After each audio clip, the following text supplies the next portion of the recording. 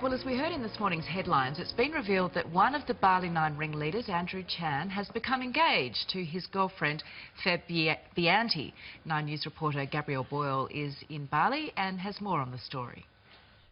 This really is a love story played out under the most difficult, challenging and emotional of circumstances.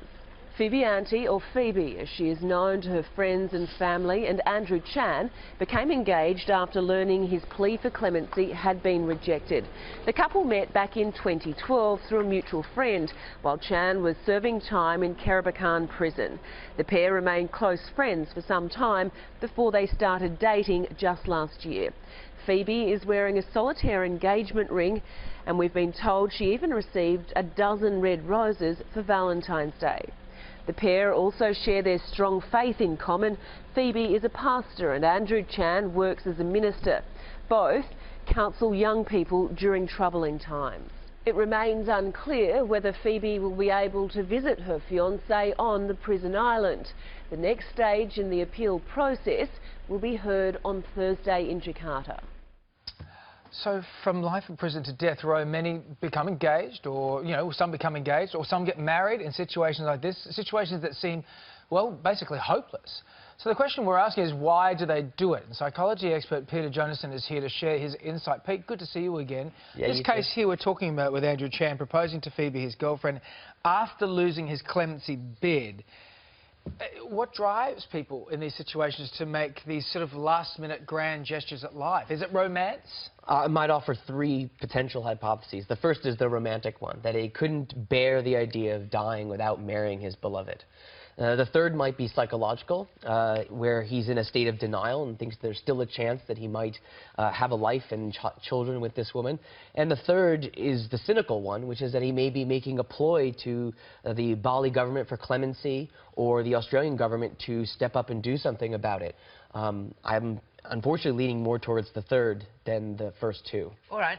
Let's just drill down a little bit, though, into the second one. The Daily Telegraph got an exclusive interview with Phoebe where she talks about her hopes for the future, even possibly having a family with Andrew. Would this potentially be her way of coping with the impending doom that possibly lies ahead? It sounds to me like she's in a state of denial, which is a common state to be in when you're going through some grief process, where you're having to deal with the loss of someone, and that's what she's going through. She's having to deal with the possibility of losing this person, like, for instance, he has maybe cancer. It would be a similar analog. And she's denying the fact that he may actually die, and she may not actually believe it. But when it happens, then she'll have to start dealing with that problem. And the other situation with this is that we keep forgetting that these guys are on a death sentence. So basically, in the Indonesian government's eyes, they're already gone. They've written this out. So she might, living over there, she might be seeing this as like she cannot accept this yet. Yeah, it's a bit like hope, and she's hoping that something will transpire. She's hoping for some almost divine intervention, perhaps. So there's this psychological need to feel like that you can overcome this travesty, and so her hope is what's sustaining her. But eventually, when he actually is dead, the money will, the rubber will hit the road, and she'll actually have to deal with the grief. My first thought when I read this was, who would want to deny them the joy of having this experience together, whether it be short-lived or not? Is there any downside to this sort of action? No, I think in principle it seems like a wonderful idea that they get to have this ceremony and they're in love and all these wonderful things. I think it maybe delays the inevitable of her moving on, but other than that, she'll still have to go through, assuming she loves him, which I have every reason to think she does, she'll still have to go through the process of grief like his family will, to get over his death. And also, for me, for him, I go, well, this is a nice last thing to look forward to. I mean, you're sitting in this prison cell, you've been transported with this extreme military, sort of faction taking you in there.